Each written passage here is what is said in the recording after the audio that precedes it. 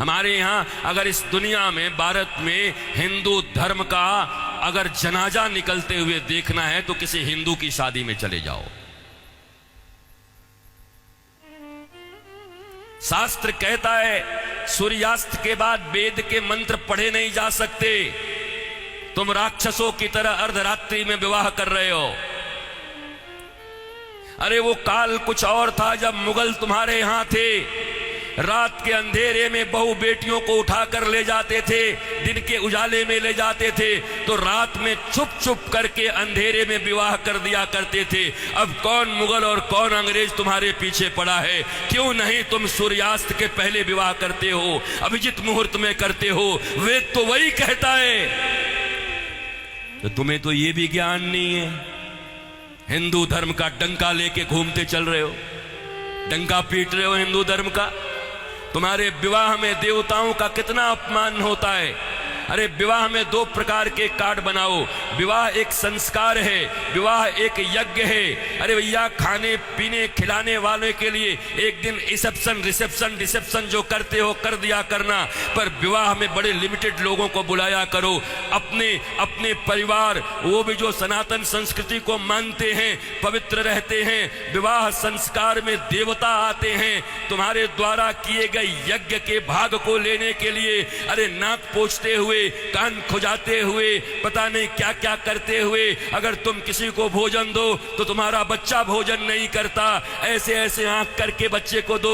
She mummy, कितनी गंदी हो तुम। और देवता आते हैं तुम्हारे बेटे और बेटियों के विवाह में। वो एक यज्ञ होता है। कोई शराब पी के खड़ा होता है, कोई गांजा पी के खड़ा होता है, कोई गुटके खाए रहता है, चमड़े के बेल्ट पहने रहते हैं, जूते पहने रहते हैं। 3 घंटे तक दूल्हा उपवास नहीं रह सकता। कोई फूफा बन के पेप्सी ढकेल देता है, कोई जीजा बन के कोक ढकेल देता है। अरे आज 3 घंटे जो अपने सिया को, अपनी जानकी को पाने के लिए उपवास तक नहीं कर सकता, वो क्या पालेगा अपनी पत्नी को, धर्म पत्नी को? ये कोई विवाह है? ये कोई सनातन संस्कृति है? और इसी को तुम विवाह कहते हो। विवाह यज्ञ है, यज्ञ है। इसलिए हमारे यहां तलाक और डिवोर्स का कोई सिस्टम नहीं है। उनके यहां विवाह एक एग्रीमेंट है, आज हुआ है कल तोड़ देंगे। पर सनातन संस्कृति धर्म पत्नी और पति स्वामी, इस प्रकार की एक संरचना है। विष्णु और लक्ष्मी बताया जाता उनको। तुम कौन से विवाह कर रहे हो? अंग्रेजों के पिट्ठुओं, अंग्रेजों के गुलाम बड़े बन गए हो। भारत के पैसे खा करके उन पैसों से भारत को यह दिखा रहे हो अंग्रेजों और पाश्चात्य संस्कृति की तरह विवाह करके साधारण भारतीयों के मन में लोभ उत्पन्न कर रहे हो। और ये समाज के अग्रणी लोग बने हुए हैं, ये समाज के श्रेष्ठ लोग बने हुए हैं, ये समाज को दिशा दिखा रहे हैं, ये समाज को भोंडा प्रदर्शन कर रहे हैं, अपने दन का लोगों को दिखा रहे हैं। एक गरीब बेचारा विवाह करने में भी लज्जा करता है, इतना आडंबर बना दिया। विवाह एक यज्ञ है, बड़ा पवित्र यज्ञ है, सुंदर यज्ञ है, वेदियां बनती हैं। हमारे यहां दूल्हे दुल्हन, उनके वस्त्र कैसे होते थे?